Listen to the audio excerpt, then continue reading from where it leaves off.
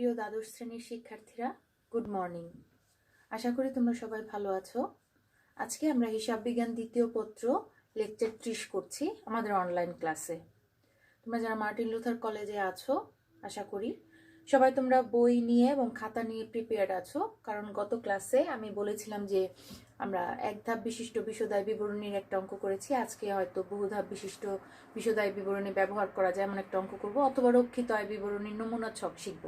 তো আমি দেখলাম যে যেহেতু বিশদায় বিবরণী করছি, এক ধাপ বিশিষ্ট করেছি গত ক্লাসে, তা আজকে বহুধাপ বিশিষ্ট বিশদায় বিবরণীর একটা অঙ্ক করি, তারপর আমরা রক্ষিত আয় বিবরণীর নমুনা ছকে যাব। কেমন? তো অঙ্কটার প্রশ্ন আমি তোমাদের জন্য আজকে বোর্ডে লিখিনি, বই থেকে আমরা প্রশ্নটা পড়ব। আমি তোমাদের কত নাম্বার অঙ্কের প্রশ্নটা করাচ্ছি বা কত পৃষ্ঠা সেটা আমি বলে দিচ্ছি। যেহেতু প্রশ্নটার সাইজ একটু বড় ছিল, বোর্ডে একবারে হয়তো ধরবে না, তাই আমি আর আজকে উঠাইনি প্রশ্নটা। তোমরা তোমাদের হিসাব বিজ্ঞান তৃতীয় পত্র যে নিউ এডিশন বইটা কিনেছো এই বছরে 2020-এর, সেই বইয়ের 641 পৃষ্ঠায় 15 নম্বর যে অঙ্কটা আছে সেটা আমরা আজকে করছি। এখানে প্রশ্নটা একটু দেখো, তোমাদের জন্য দেয়া আছে, আমি পড়ছি, তোমরাও সাথে সাথে প্রশ্নের যে হিসাবের নাম এখানে দেখো। আমরা বহুধাপ বিশিষ্ট বিশদায় বিবরণী সংক্রান্ত সৃজনশীল ব্যবহারিক সমস্যা ও সমাধান 2 করছি। আমি বিশদায় বিবরণীটাকে হাইলাইট করি এটার চেয়ে, কারণ আমরা বিশদায় বিবরণীর যে অঙ্কটা সেটা নিয়ে আজকে আমরা 2 নম্বর অঙ্কটা করছি। গত ক্লাসে করেছিলাম এক ধাপ, আজকের ক্লাসে বহুধাপ। আর আমরা আছি অধ্যায় 5-এ যৌথ মূলধনী কোম্পানির আর্থিক বিবরণী, এই চ্যাপ্টার থেকে অঙ্ক করছি, লেকচার 30-এ আছি। তাহলে প্রশ্নটা একটু খেয়াল করো সবাই। দেখো প্রশ্নটা তোমাদের জন্য আছে সৈকত লিমিটেডের একটা অঙ্ক। প্রথমে যেটা দেওয়া আছে সেটা হচ্ছে তোমাদের 2012 সালের 31 ডিসেম্বর তারিখের একটা রেওয়ামিল আছে। রেওয়ামিলটা আমি এখানে উঠালে হয়তো একবারে রেওয়ামিল পুরোটা উঠানো সম্ভব হতো না, তারপরে আর্থিক বিবরণীর মধ্যে আমাদের সমন্বয় থাকে, রেওয়ামিলের নিচে সমন্বয়গুলো উঠানোর জন্য হয়তো স্কোপ থাকতো না, তাই আমি বই থেকে প্রশ্নটা পড়াচ্ছি। আচ্ছা, রেওয়ামিল থাকে প্রথমে, তারপর সমন্বয় সমূহ থাকে। তো রেওয়ামিল এবং সমন্বয় আমি বই থেকে পড়ে দিচ্ছি, এবং কি কি করণীয় আছে জাস্ট ওটা আমি তোমাদের জন্য উঠিয়ে দিয়েছি। প্রশ্নটা এরকম, একটু খেয়াল করো, তোমরাও তোমাদের 641 পৃষ্ঠায় 15 নম্বর প্রশ্নে হাত রাখো। সৈকত লিমিটেড প্রতি শেয়ার 10 টাকা মূল্যের 10,000 শেয়ারে বিভক্ত 1 লাখ টাকা অনুমোদিত মূলধনে নিবন্ধিত হয়। আমরা যেহেতু অধ্যায় 4 করেছি, শেয়ার ইস্যু সংক্রান্ত অঙ্ক করেছি, সেখানে আমরা যৌথ মূলধনী কোম্পানির অঙ্কই করেছি। তো সেই কোম্পানিরই কিন্তু আর্থিক বিবরণী আমরা করছি। আর সেই অধ্যায় 4-এ আমরা কিন্তু কোম্পানির আর্থিক অবস্থার বিবরণীর ছকটা মোটামুটি ধারণা নিয়ে রেখেছি কিভাবে করতে হয়, সেখানে সংক্ষিপ্ত আকারে শিখেছি। এই চ্যাপ্টারে আমরা একটু বিস্তারিত শিখব, তা আমাদের তেমন কোনো ঝামেলা হবে না। আর বিশদায় বিবরণীর নমুনা ছক যেহেতু শেখা হয়ে গেছে, তো সেই অনুযায়ী আজকে আমরা অঙ্ক করব, যা করতে বলা হবে আমাদের সেটা করব। আচ্ছা, সৈকত লিমিটেডের অঙ্কের একটা প্রশ্ন দেওয়া আছে, তথ্য দেওয়া আছে। সৈকত লিমিটেড 10 টাকা মূল্যের 10,000 শেয়ার নিয়ে নিবন্ধিত হয়। তাহলে 10,000 শেয়ার, প্রত্যেকটার দাম যদি 10 টাকা হয়, অনুমোদিত মূলধন হবে আমার 10,000 গুণ 10, 1 লাখ টাকা। 2012 সালের 31 ডিসেম্বর তারিখে কোম্পানির রেওয়ামিল নিম্নরূপ। সৈকত লিমিটেড রেওয়ামিল 2012 31 ডিসেম্বর। রেওয়ামিলটা কেমন আছে সেটা একটু শোনো। হিসাবের নাম ডেবিট টাকা, ক্রেডিট টাকা। হিসাবের নাম প্রথমে দেয়া আছে শেয়ার মূলধন 8,000 শেয়ার, ব্র্যাকেটে দেয়া 8,000 শেয়ার, আর শেয়ার মূলধন ক্রেডিট হয়, ক্রেডিট দিকে টাকা আছে 80,000 টাকা। 8,000 শেয়ার কিভাবে 80,000 টাকা হলো তোমরাই বলো। আমাদের শুরুতেই কিন্তু তথ্য দেওয়া ছিল যে শেয়ারগুলোর দাম 10 টাকা, 10 টাকা মূল্যের 10,000 শেয়ার নিয়ে কোম্পানিটি নিবন্ধিত হয়। তাহলে সেখানে সৈকত লিমিটেড নিশ্চয়ই 8,000 শেয়ার বিলি করেছে বা বন্টন করতে পেরেছে, যেটার মূল্য দাঁড়িয়েছে 80,000 টাকা। তাহলে 10 টাকা করে 8,000 শেয়ার সে বিক্রি করেছে বা বিলি করেছে সে কোম্পানিটি। তাই শেয়ার মূলধন কত আসলো? 80,000 টাকা, ক্রেডিট। এরপর আছে দেনাদার ও পাওনাদার। দেনাদার ডেবিট হয়, ডেবিট দিকে আছে 25,000 টাকা, এবং পাওনাদার ক্রেডিট হয় 12,000 টাকা, ক্রেডিট দিকে আছে। ইজারা সম্পত্তি ব্র্যাকেটে দেয়া আছে 10 বছর। এটাও কিন্তু একটা, গত ক্লাসে বলেছিলাম আমাদের সমন্বয় 2 ভাবে থাকে, একটা রেওয়ামিলের মধ্যে থাকে আর একটা রেওয়ামিলের বাইরে নিচে থাকে, যেগুলো অন্যান্য তথ্যাবলী। ইজারা সম্পত্তির 10 বছর যে ব্র্যাকেটে দেওয়া আছে, এটাও কিন্তু একটা অব্যক্ত সমন্বয়। তাহলে 10 বছর মানে কি? এই 10 বছর এখানে ইজারা সম্পত্তির যে টাকাটা দেওয়া আছে সেটা 10 বছরের জন্য দেওয়া আছে, এর উপর আমার 1 বছরের অবলোপন ধরতে হবে, অর্থাৎ ইজারা সম্পত্তির যে মূল্যটা দেয়া আছে সেটাকে 10 দিয়ে ভাগ করলে আমি 1 বছরের অবলোপন নামক খরচটা পাবো। আচ্ছা, ইজারা সম্পত্তির টাকাটা দেয়া আছে 10,000 টাকা ডেবিট দিকে। ক্রয় ও বিক্রয় 60,000 টাকা, 1,25,000 টাকা। 60,000 টাকা ক্রয়ের মূল্য ডেবিট দিকে, আর বিক্রয় হচ্ছে ক্রেডিট 1,25,000 টাকা। দালান কোঠা যেহেতু স্থায়ী সম্পত্তি, ডেবিট দিকে আছে 40,000 টাকা। কলকবজা ডেবিট দিকে আছে 60,000 টাকা। মজুরি যেহেতু খরচ 6,000 টাকা ডেবিটে। প্রারম্ভিক মজুত পণ্য, এটাও একটা প্রতিষ্ঠানের প্রারম্ভিক সম্পদ বলতে পারো অথবা খরচ বলতে পারো। প্রারম্ভিক মজুত পণ্য 10,000 টাকা ডেবিটে আছে। বেতন, এটা খরচ, ডেবিট দিকে আছে 17,000। ভাড়া 5,500 ডেবিটে আছে। অনাদায়ী পাওনা, এটাও প্রতিষ্ঠানের জন্য একটা খরচ বা ক্ষতি, 1300 টাকা আছে ডেবিট দিকে। পণ্য ফেরত 4,000 টাকা। এখন আমার প্রশ্ন হলো, আচ্ছা, পণ্য ফেরত লিখে ডেবিটে 4,000 টাকা এবং ক্রেডিটে 3,500 টাকা লেখা, তার মানে বুঝতে হবে ডেবিট দিকে যে পণ্য ফেরতটা সেটা হচ্ছে আন্তঃফেরত, অর্থাৎ বিক্রয় ফেরত কিন্তু সবসময় ডেবিট হয়। আন্তঃফেরতকে বিক্রয় ফেরত বলা হয়, অথবা বিক্রয় ফেরতকে অন্তর্মুখী ফেরত বা আন্তঃফেরত বলা হয়। তাহলে বিক্রয় যদি ক্রেডিট হয় তার ফেরতটা হয় ডেবিট। তাহলে ডেবিট দিকে যদি কোনো পণ্য ফেরতের টাকা দেয়া থাকে আমরা বুঝবো এটা বিক্রয় ফেরত, আর ক্রেডিট দিকে যে পণ্য ফেরতের টাকাটা থাকে সেটা হচ্ছে ক্রয় ফেরত। তার ক্রয় ডেবিট হলে তার ফেরত ক্রেডিট হয়, বিক্রয় ক্রেডিট হলে তার ফেরত ডেবিট হয়। ঠিক আছে, এটা উল্টা হয়ে যায়।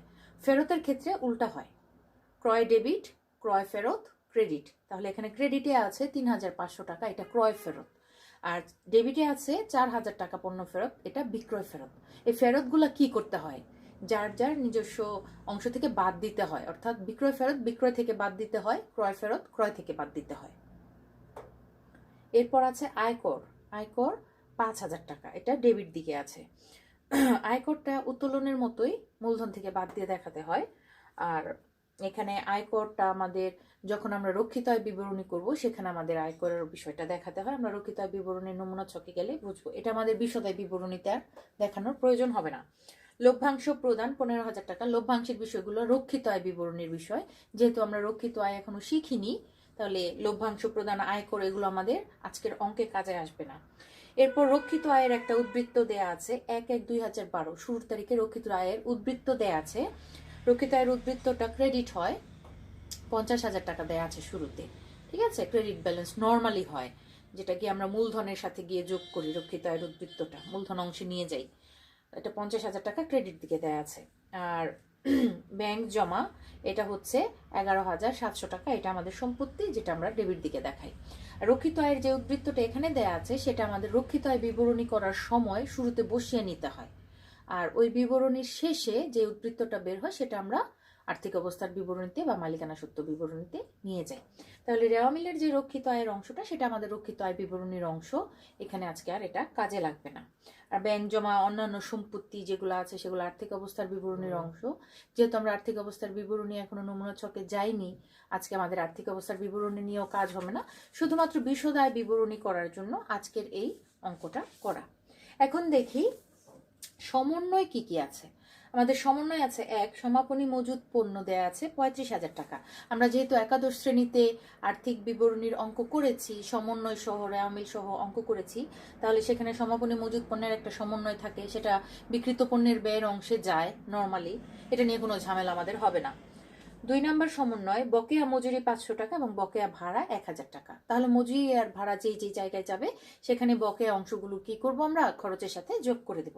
অর্থাৎ বকেয়া কোনো বিষয় থাকলে উক্ত বিষয়ের সাথে সেটা সংশ্লিষ্ট হিসাবের সাথে গিয়ে যোগ হয়। এখানে বকেয়া মজুরি, তাহলে মজুরির সাথে বকেয়া মজুরি যোগ হবে যেখানে বসে মজুরিটা। মজুরি যদি প্রত্যক্ষ খরচ হয়ে থাকে তাহলে প্রত্যক্ষ খরচে আমরা বিক্রিত পণ্যের ব্যয়ের যে অংশটা আছে সেখানে গিয়ে আমরা মজুরি বিষয়টা দেখাতে পারি, আর অথবা মোট লাভ নির্ণয়ে যে আমরা প্রত্যক্ষ খরচগুলো নিয়ে আসি সেখানে আমরা দেখাতে পারি। এরপর আছে বকেয়া ভাড়া তো পরোক্ষ খরচ, তাহলে এটা আমরা বিশদায় বিবরণী বহুধাপ বিশিষ্ট বিশদায় বিবরণীর পরবর্তী অংশে দেখাবো, দ্বিতীয় অংশে, যে পরোক্ষ পরিচালন খরচগুলো সেগুলো হচ্ছে ভাড়া আছে, বেতন আছে, সেখানে আমরা ভাড়ার সাথে বকেয়া ভাড়াটা যোগ করে দেখাবো। 3 নাম্বার আছে দেনাদারের উপর 10% হারে অনাদায়ী পাওনা সঞ্চিতি ধরতে হবে। এটা আমাদের জন্য খুব কমন একটা বিষয়, যেখানে দেনাদার আছে অনাদায়ী পাওনা যোগ নতুন অনাদায়ী পাওনা সঞ্চিতি বা পুরাতন অনাদায়ী পাওনা সঞ্চিতি এই বিষয়গুলো আমরা করে এসেছি, তাহলে দেনাদারের উপর আমরা 10% হারে অনাদায়ী পাওনা সঞ্চিতি ধরবো। এখানে অনাদায়ী পাওনা নতুন কোনো অনাদায়ী পাওনা নেই, সরাসরি সঞ্চিতির কথা বলা আছে, তাই দেনাদার থেকে অনাদায়ী পাওনা বাদ দেওয়ার মতো কোনো বিষয় নেই, সরাসরি দেনাদারের উপর আমরা 10% সঞ্চিতি ধরবো। 4 নাম্বার আছে দালান কোঠার উপর 5% ও কলকবজার উপর 10% অবচয় ধার্য করতে হবে। স্থায়ী সম্পত্তির অবচয় এটা আমাদের পরিচালন খরচে দেখাতে হয়, আমরা বিশদায় বিবরণীতে অবচয়গুলো দেখাবো। যেহেতু সম্পত্তির পরিমাণ দেওয়া আছে রেওয়া মিলে, তার উপর আমরা যত পার্সেন্ট ধরতে বলেছে তত পার্সেন্ট দেখাবো। আর 5 নাম্বার হচ্ছে সঞ্চিতি তহবিলে 5,000 টাকা স্থানান্তর করতে হবে, এটা আর্থিক অবস্থার বিবরণীর বিষয়। আর যেহেতু স্থানান্তরের বিষয় আছে এখানে, এটা আমাদের রক্ষিত আয় বিবরণীতে বসানোরও একটা বিষয় আছে। এই 5 নাম্বার সমন্বয়টা আজকের অঙ্কে আমাদের কাজে লাগবে না। যখন আমরা রক্ষিত আয় বিবরণীর নমুনা ছক শিখবো, আর্থিক অবস্থার বিবরণী শিখবো, তখন আমরা এই ধরনের সমন্বয়গুলো কাজে লাগাবো। করণীয় কতে আমাদের নিট স্থায়ী সম্পদের পরিমাণ নির্ণয় করতে বলা হয়েছে। তাহলে আমাদের প্রশ্নে আমরা যে স্থায়ী সম্পত্তিগুলো পেয়েছি সেগুলোর সাথে যদি সমন্বয়ের কোনো বিষয় থাকে, যদি অবচয় থাকে, তাহলে বাদ দিয়ে আমাদের নিঃস্থায়ী সম্পত্তি একত্রে টোটালটা বের করতে হবে। তাহলে কলকবজা যেখানে আছে, দালান কোঠা যেখানে আছে, এই বিষয়গুলোর সাথে যদি অবচয় জড়িত থাকে তাহলে অবচয়গুলো বাদ দিয়ে লাস্টে আমাদের টোটাল নিঃস্থায়ী সম্পত্তি কত আসে সেটা আমরা বের করে দেখাবো। খ নাম্বার বিকৃত পণ্যের ব্যয় নির্ণয় করো। বিকৃত পণ্যের ব্যয় কিভাবে নির্ণয় করতে হয় গত নমুনা ছক যখন শিখিয়েছি তখন বলেছি, আর একাদশ শ্রেণীতেও তোমরা শিখেছো কিভাবে প্রারম্ভিক মজুত পণ্য যোগ নিট ক্রয় যোগ ক্রয় সংক্রান্ত প্রত্যক্ষ খরচ মাইনাস সমাপনী মজুত পণ্য, এটা হচ্ছে বিকৃত পণ্যের ব্যয়ের সংক্ষিপ্ত সূত্র। ঠিক আছে, তাহলে প্রারম্ভিক মজুত পণ্যের সাথে আমরা কি যোগ করি? নিট ক্রয়, অর্থাৎ ক্রয়ের সাথে যাবতীয় সমন্বয় করার পর যেটা আসে সেটা হচ্ছে নিট ক্রয়। এরপর আমরা কি যোগ করি? ক্রয় সংক্রান্ত প্রত্যক্ষ খরচ, পণ্য ক্রয় সংক্রান্ত কি কি খরচ আছে? ক্রয় পরিবহন আছে বা আন্তঃপরিবহন যেটাকে বলি আমরা, তারপর আছে আরো খরচগুলো আছে মজুরি, তারপর আরো আছে আমাদের আমদানি শুল্ক, এই সমস্ত খরচগুলো যেগুলো আছে। তো এটার পরে আছে আমাদের কি থাকে বাদ সমাপনী মজুত পণ্য। তাহলে প্রারম্ভিক মজুত পণ্য, নিট ক্রয়, ক্রয় সংক্রান্ত খরচ, এই তিনটা একসাথে যোগ করে টোটাল অ্যামাউন্ট থেকে আমরা সমাপনী মজুত পণ্যটা বাদ দিব। যখন বাদ দেওয়ার পর আমাদের বিকৃত পণ্যের ব্যয় বের হবে, এর আগে না। গ নাম্বার মোট লাভ 83,000 টাকা ধরে 2012 সালের 31 ডিসেম্বর তারিখে সমাপ্ত বছরের জন্য নিট লাভ বা ক্ষতি নির্ণয় করো। তাহলে মোট লাভের একটা অ্যামাউন্ট এখানে দেয়া আছে, আমাদের আর কষ্ট করে মোট লাভ বের করতে হবে না। এটা ধরে আমরা বহুধাপ বিশিষ্ট বিশদায় বিবরণী করব। আজকে বহুধাপ সবগুলো ধাপ আমাদের বিশদায় বিবরণীতে কাজে আসবে না, প্রশ্নটা ছোট, হয়তো সবগুলো ধাপ আমরা নমুনা যতগুলো শিখেছি সবগুলো আজকে প্রয়োগ করতে পারবো না। যতটুকু প্রশ্ন অনুযায়ী আমরা ব্যবহার করতে পারি বা প্রয়োগ করতে পারি, প্রশ্ন অনুযায়ী আজকে আমরা সমাধান করব। তাহলে আমাদের মোট লাভ এত টাকা ধরে আমরা যতটুকু বিশদায় বিবরণীতে যে যে আইটেমগুলো আনা যায় সেগুলো এনে আমরা নিট লাভ নির্ণয় করব বা ক্ষতি নির্ণয় করব। চলো তাহলে সমাধান কতে যাই। আমরা প্রশ্নটা আমাদের সবার সামনে নিশ্চয় আছে, আর খাতাটাও নাও। ক নাম্বার সমাধান আমরা সবাই শুরু করি। নিট স্থায়ী সম্পত্তির পরিমাণ নির্ণয়। নিট স্থায়ী সম্পদের পরিমাণ আমরা নির্ণয় করতে যাচ্ছি। সমাধান ক, নিট স্থায়ী সম্পদের পরিমাণ নির্ণয়। আমরা যখন একটা ক্যালকুলেশন করব, আমাদের যে ডিরেকশন দেয়া থাকে করণীয় করার জন্য, তাহলে যেটা করতে বলবে আমাদের সেটা প্রথমে আমরা প্রশ্ন ঘেটে বের করে নিব আমাদের কি করতে বলা হচ্ছে বা আমাদের কি করতে হবে ডিরেকশন অনুযায়ী। আমরা যখন স্থায়ী সম্পদ নিট পরিমাণটা নির্ণয় করব তাহলে বুঝতে হবে যে আমাদের প্রশ্নের মধ্যে যে স্থায়ী সম্পদগুলো দেওয়া আছে সেগুলোর সাথে নিশ্চয়ই কোনো না কোনো সমন্বয় আছে, তা না হলে নিট স্থায়ী সম্পদ বের করার কথা বলা থাকতো না। এখন আমরা খুঁজে বের করি আমাদের রেওয়া মিলে কি কি স্থায়ী সম্পদ দেওয়া আছে। রেওয়া মিলে আমি খুঁজে পেয়েছি তোমাদের জন্য ইজারা সম্পত্তি শুরুর দিকে দেওয়া আছে। ইজারা সম্পত্তি একটা স্থায়ী সম্পদ, তারপর দেওয়া আছে আমার দালান কোঠা, তারপর দেওয়া আছে কল কবজা, এরপর আর কোনো স্থায়ী সম্পদ নেই। তার মানে আমি 3টা স্থায়ী সম্পদ পেয়েছি রেওয়া মিল থেকে। আর এগুলোর সাথে এখন আমাকে দেখতে হবে যে স্থায়ী সম্পদগুলোর সাথে সমন্বয় করার মতো কোনো তথ্য দেওয়া আছে কিনা রেওয়া মিলের নিচে। ইজারা সম্পত্তির সাথে আমার বলা ছিল 10 বছর, তাহলে ইজারা সম্পত্তির অবলোপন ধরতে হবে। ইজারা সম্পত্তিটা 10 বছরের জন্য কেনা হয়েছে বা নেওয়া হয়েছে, ইজারা নেওয়া হয়েছে, আর সেটার জন্য আমার যেহেতু আমি 2012 সালের অঙ্ক করছি, 1 বছরের অবলোপন ধরতে হবে। ইজারা সম্পত্তির যে খরচটা থাকে, ব্যবহারজনিত খরচ বা আমরা অন্যান্য স্থায়ী সম্পত্তির ক্ষেত্রে অবচয় বলি, কিন্তু ইজারা সম্পত্তির ক্ষেত্রে আমরা অবলোপন বলি। তাহলে 10 দিয়ে আমার টোটাল টাকাটাকে ভাগ করলে, 10,000 টাকা এখানে দেয়া আছে ইজারা সম্পত্তির টাকা, এটাকে ভাগ করলে আমরা 1 বছরের অবলোপন পাবো। এটা একটা খরচ, এটা ইজারা সম্পত্তি থেকে বাদ দিয়ে দেখাতে হয়। তারপর আমার আছে দালান কোঠা। দালান কোঠা নিয়ে যে সমন্বয়ের কথা বলা আছে, সমন্বয় 4, সেখানে বলা আছে দালান কোঠার উপর 5% অবচয় ধরতে হবে। তাহলে দালান কোঠা থেকে আমার পুঞ্জীভূত অবচয় 5% বাদ দিতে হবে, ঠিক আছে। আর আরেকটা আছে কল কবজা, সেটাও সমন্বয় 4-এ বলা আছে কল কবজার উপর 10% অবচয় ধরতে হবে। তাহলে পুঞ্জীভূত অবচয়টা কল কবজার থেকে 10% অবচয়টা বাদ দিয়ে দেখাতে হবে। তারপর যে অ্যামাউন্টগুলো আসে, নিট অ্যামাউন্টগুলো একসাথে যোগ করলেই আমার নিট স্থায়ী সম্পদের পরিমাণ বের হবে। তাহলে ইজারা সম্পত্তি টাকার কলাম 2টা করলাম, এইভাবে ছক করে আমরা দেখাতে পারি। ইজারা সম্পত্তি 10,000 টাকা বাদ অবলোপন কিভাবে বের করেছি, 10,000 টাকাকে আমি 10 বছর দিয়ে ভাগ করেছি, 1 বছরের অবলোপন পেয়েছি। যেহেতু আমি 1 বছরের অঙ্ক করছি, তাহলে 1 বছরের খরচটা বাদ দিয়ে দেখাতে হবে। তাহলে 10,000 থেকে 1,000 গেলে 9,000 টাকা আসে। এরপর দালান কোঠা, দালান কোঠা থেকে আমার বাদ দিতে হবে পুঞ্জীভূত অবচয়। কত পার্সেন্ট ধরতে বলেছে? 5%। দালান কোঠা 40,000 টাকা আছে, এর কলামে লিখলাম। আর এর উপর যদি আমি 5% অবচয় ধরি, তাহলে আমার আসে 2,000 টাকা। তোমরা নিজেরাই ক্যালকুলেশন করো, 2,000 টাকা আসবে। আর সেটাকে লিখতে হবে আমার পুঞ্জীভূত অবচয়। আমরা কিন্তু অবচয় বাদ দিই না, আমরা বাদ দেই পুঞ্জীভূত অবচয়। তাহলে অবশ্যই এখানে পুঞ্জীভূত শব্দটা উল্লেখ করতে হবে, যেটা আমরা আর্থিক অবস্থার বিবরণীতে উল্লেখ করি। পুঞ্জীভূত অবচয় 5%, 2,000 টাকা। 40,000 থেকে 2,000 গেলে 38,000 টাকা। কল কবজা দেয়া আছে 60,000 টাকা প্রশ্নে, রেওয়া মিলে। বাদ পুঞ্জীভূত অবচয় 10%, আমাদের 10% ধরতে বলেছে। তাহলে 60,000 টাকার 10% 6,000 টাকা আসে। বাদ দিলে থাকে আমার 54,000 টাকা। এখন তিনটা তোমরা যোগ করো, 9,000, 38,000, 54,000 একসাথে যোগ করে দেখো, তোমাদের ক্যালকুলেটরে আসবে 1,01,000 টাকা।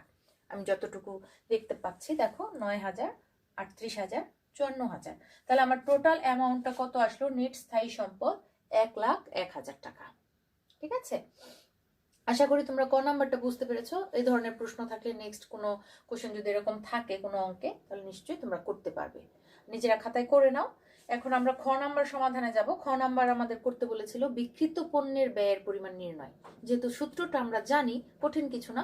আমরা এখন প্রশ্ন ঘেটে ঘেটে রেওয়া মিল সমন্বয় খুঁজে খুঁজে বের করে, যেগুলো বিক্রিত পণ্যের ব্যয়ের অংশের মধ্যে যাবে বা বিক্রিত পণ্যের ব্যয় নির্ণয় করতে আমাদের প্রয়োগ করতে হবে, সেগুলো নিয়ে আমরা এখন বিক্রিত পণ্যের ব্যয় নির্ণয় করব। খেয়াল করো, বিক্রিত পণ্যের ব্যয় নির্ণয় করার জন্য আমরা একটা কলাম করে ছক করেছি। সেখানে 3টা টাকার কলাম রেখেছি। তোমরা চাইলে 2টা টাকার কলাম রাখতে পারো, এটা ইনার অংশে তোমরা করে নিতে পারো। প্রয়োজন অনুযায়ী তোমরা 3টা টাকার কলাম করবে। প্রথমে 2টা তোমরা রাখবে, আর এটা যদি প্রয়োজন হয় অঙ্ক করার সময় যদি বুঝো তখন এটা করবে। আমি তোমাদের জন্য 3টা টাকার কলাম করেছি। আর শুরুতে লিখে নিয়েছি খ নাম্বার বিক্রিত পণ্যের ব্যয় নির্ণয়।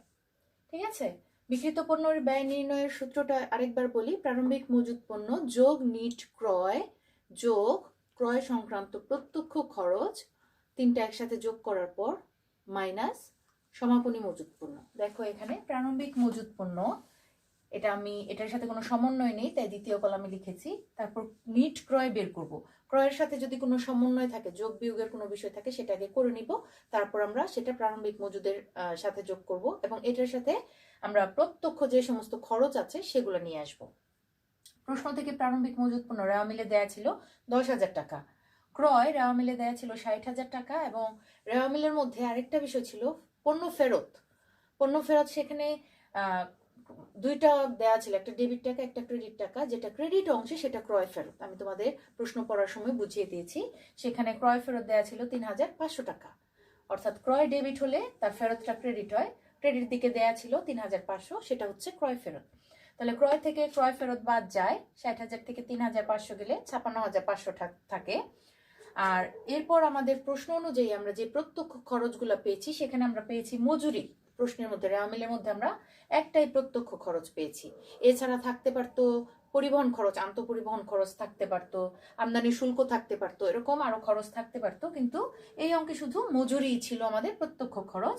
6,000 টাকা রেওয়া মিলে দেয়া ছিল, এবং সমন্বয়ে বলা ছিল বকেয়া মজুরি 500 টাকা। সমন্বয় থেকে নিয়েছি, যোগ বকেয়া 500, আমরা মজুরির সাথে যোগ করেছি, এসেছে 6500। তাহলে 3টা আইটেম আমাদের যোগ করতে হবে, প্রারম্ভিক মজুদ পণ্য যোগ নিট ক্রয়, তাহলে এটা হচ্ছে প্রারম্ভিক মজুদ, নিট ক্রয় যোগ ক্রয় সংক্রান্ত প্রত্যক্ষ খরচ, এই 3টা যোগ করে আমরা দেখবো আমাদের কত আসে। আমাদের টোটাল আসলো 73,000 টাকা, বাদ সমাপনী মজুদ পণ্য। তাহলে দেখো টোটাল অ্যামাউন্ট থেকে আমাদের বাদ দিতে হবে কি, সমাপনী মজুদ পণ্য। সমাপনী মজুদ পণ্য আমরা কোত্থেকে পাই, সমন্বয়ের শুরুতে আমাদের এই অঙ্কে দেয়া আছে সমাপনী মজুদ পণ্য 35,000 টাকা। তাহলে 73,000 থেকে আমরা যদি 35,000 টাকা বাদ দিই, আমাদের অ্যামাউন্ট আসে 38,000 টাকা। এই 38,000 টাকা হচ্ছে ফলাফল, এর নাম কি, বিক্রিত পণ্যের ব্যয়। একটা জিনিস খেয়াল করবে, সমাপনী মজুদ পণ্য বাদ দেওয়ার আগে কখনোই বিক্রিত পণ্যের ব্যয় নির্ণয় করা যায় না, ঠিক আছে? তাহলে সমাপনী মজুদ পণ্যটা বাদ দেওয়ার পরে কিন্তু বিক্রিত পণ্যের ব্যয় আসে। আরেকটা জিনিস অনেক স্টুডেন্ট ভুল করে, এখানে বিক্রিত পণ্যের ব্যয়, বিক্রিত শব্দটার সাথে অনেক স্টুডেন্ট মনে করে যে এখানে বিক্রয়টাও আসবে। না, বিক্রিত পণ্যের ব্যয়ে বিক্রয় আসে না। মোট লাভ নির্ণয় করতে গেলে তখন বিক্রয় থেকে এই বিক্রিত পণ্যের ব্যয়টা বাদ দিয়ে মোট লাভ নির্ণয় করতে হয়, কিন্তু শুধুমাত্র বিক্রিত পণ্যের ব্যয়ে কখনোই বিক্রয় আসে না। প্রারম্ভিক মজুদ দিয়ে শুরু করতে হয়, সমাপনী মজুদ দিয়ে শেষ করতে হয়, আর মাঝখানে কি থাকে, নিট ক্রয়, ক্রয় সংক্রান্ত প্রত্যক্ষ খরচ। তা আশা করি বিক্রিত পণ্যের ব্যয়টা তোমরা বুঝতে পেরেছো, যেহেতু একাদশ শ্রেণীতেও করে এসেছো, নবম দশম শ্রেণীতে করে এসেছো, আশা করি পারবে। আর ভবিষ্যতে হয়তো বিক্রিত পণ্যের ব্যয় আরো আমাদের সমন্বয়ের অনেক আইটেম পাবো, আর একটু বড় হবে, তখনও সেটা আমরা সঠিকভাবে করতে পারবো যদি আমাদের নিয়মটা সঠিকভাবে জানা থাকে। এখন আমরা গ নাম্বারে যাই, আমাদের মোট লাভ দেয়া আছে, সেই অনুযায়ী আমরা নিট লাভ নির্ণয় করব। এখন আমরা বহুধাপ বিশিষ্ট বিশদায় বিবরণী প্রয়োগ করব বা ব্যবহার করব। যেহেতু নিট লাভ নির্ণয় করতে বলেছে, তাহলে আমাদের অবশ্যই বিশদায় বিবরণীতে যেতে হবে। আর যেহেতু এটা পণ্য ক্রয় বিক্রয়কারী প্রতিষ্ঠান, সেবামূলক নয়, তাহলে সেই ক্ষেত্রে আমাদের বহুধাপ বিশিষ্ট বিশদায় বিবরণী ইউজ করতে হবে। চলো তাহলে শুরু করি। সমাধান গ শুরু করছি। আমাদের মোট লাভ দেয়া ছিল 83,000 টাকা প্রশ্নের মধ্যে, করণীয় গতে, আর সেটা ধরে আমাদের 2012 সালের 31 ডিসেম্বর তারিখে সৈকত লিমিটেডের জন্য নিট মুনাফা নির্ণয় করতে বলা হয়েছে। তাহলে নিট মুনাফা নির্ণয়ের জন্য আমাদের বিশদায় বিবরণীর ছকটা ইউজ করতে হয়। আর আমি তোমাদের বলেছি এখানে যেহেতু এটা পণ্য ক্রয় বিক্রয়কারী প্রতিষ্ঠান, আমরা বহুধাপ বিশিষ্ট বিশদায় বিবরণীটা ইউজ করব। আর এখানে আমাদের মোট লাভের অংশটা করতে হচ্ছে না, কারণ এখানে দেয়া আছে, তাই আমরা যখন বিশদায় বিবরণী কথাটা লিখবো এখানে ব্র্যাকেটে আংশিক লিখবো, কারণ আমরা সম্পূর্ণ বিশদায় বিবরণীটা কিন্তু এখানে করছি না। আমরা মোট লাভের অংশটা অলরেডি প্রশ্ন অনুযায়ী এখানে মোট লাভটা নিয়ে আসছি, ওই অংশটা আমাদের করতে হচ্ছে না, আমরা করছি মোট লাভের পরের অংশটা, তাহলে এটা অংশ বিশেষ, এজন্য আংশিক। আর বহুধাপ বিশিষ্ট বিশদায় বিবরণী, বহুধাপ বিশিষ্ট কথাটা এখানে লেখা হলো না, যেহেতু আংশিক লেখা হয়েছে, আমরা অঙ্কের মাধ্যমে বুঝিয়ে দিব যে আমরা বহুধাপ বিশিষ্ট বিশদায় বিবরণী করছি। তাহলে আমরা প্রথমে একটা ছক আঁকি, বিশদায় বিবরণীর ছক। বিবরণের জন্য একটা কলাম রাখবো বড় করে, টাকা লেখার জন্য 3টা কলাম এখানে রাখলে ভালো, যেহেতু এখানে অনেকগুলো সমন্বয় থাকে, অনেক টাকার পরিমাণ থাকে, প্রয়োজন অনুযায়ী আমাদের inner column outer column use করতে হয়, তাহলে আমরা নর্মালি 3টা টাকার কলাম রাখবো। ছকের উপর অবশ্যই শিরোনাম দিব। শুরুতে লিখে নেই গ, নিট মুনাফা বা ক্ষতি নির্ণয়, আমরা সৈকত লিমিটেড প্রতিষ্ঠানের নাম লিখবো, তারপর কি লিখবো, কোন ছক করছি, বিশদায় বিবরণী, আংশিক বলে দিয়েছি, আর 2012 সালের 31 ডিসেম্বর তারিখে সমাপ্ত বছরের জন্য। আমাদের মোট লাভ দিয়ে আমরা এই অংশটা শুরু করব। যেহেতু আমাদের মোট লাভ দেয়া আছে, মোট লাভ 83,000 টাকা, একদম আউটার কলামে লিখবো, এটা নিয়ে কোনো সমন্বয় নেই, কিছু নেই, একদম লাস্ট ফাইনাল একটা অ্যামাউন্ট। এখানে আমাদের মোট লাভের অ্যামাউন্টটা দেয়া আছে 83,000 টাকা। এর থেকে মোট লাভ থেকে আমাদের কি বাদ দিতে হয় নিয়ম অনুযায়ী, বাদ পরিচালন ব্যয়সমূহ বা পরিচালন খরচ। তাহলে আমরা আমাদের প্রশ্ন খুঁজি যে কি কি পরিচালন খরচ আমরা পাই রেওয়া মিল থেকে বা সমন্বয় থেকে, বা ওগুলোর মধ্যে কোনো সমন্বয় করার মতো বিষয় আছে কিনা। আমি রেওয়া মিল থেকে যতটুকু খুঁজে পেয়েছি, পরিচালন ব্যয় যেগুলো আছে সেটার মধ্যে আছে তোমাদের বেতন, ভাড়া, অনাদায়ী পাওনা আর অবচয়গুলো। এখন দেখতে হবে বেতন, ভাড়া, অনাদায়ী পাওনা বা এগুলোর সাথে সমন্বয় করার মতো কোনো বিষয় আছে কিনা। বেতনের সাথে সমন্বয় করার মতো আমি প্রশ্নে কিছু পাইনি সমন্বয় সমূহে, তবে ভাড়ার সাথে ছিল 2 নম্বর সমন্বয় বকেয়া ভাড়া, তারপর 3 নম্বর ছিল দেনাদের উপর এত% অনাদায়ী পাওনা সঞ্চিতি ধরো, তাহলে নতুন অনাদায়ী পাওনা সঞ্চিতিটা এখানে যোগ করে দেখাতে হয় অনাদায়ী পাওনার সাথে। আর যদি পুরাতন সঞ্চিতি থাকে অনাদায়ী পাওনা সেটা বাদ দিয়ে দেখাতে হয়। তাহলে যেহেতু রেওয়া মিলে একটা অনাদায়ী পাওনা আছে, আমরা নতুন অনাদায়ী পাওনা সঞ্চিতি ধরবো দেনাদারের উপর। আর সমন্বয়ে অন্য কোনো অনাদায়ী পাওনা নেই যেটা দেনাদার থেকে বাদ দিয়ে দেখাতে হবে, তারপর সঞ্চিতি ধরতে হবে, এমন কোনো বিষয় নেই।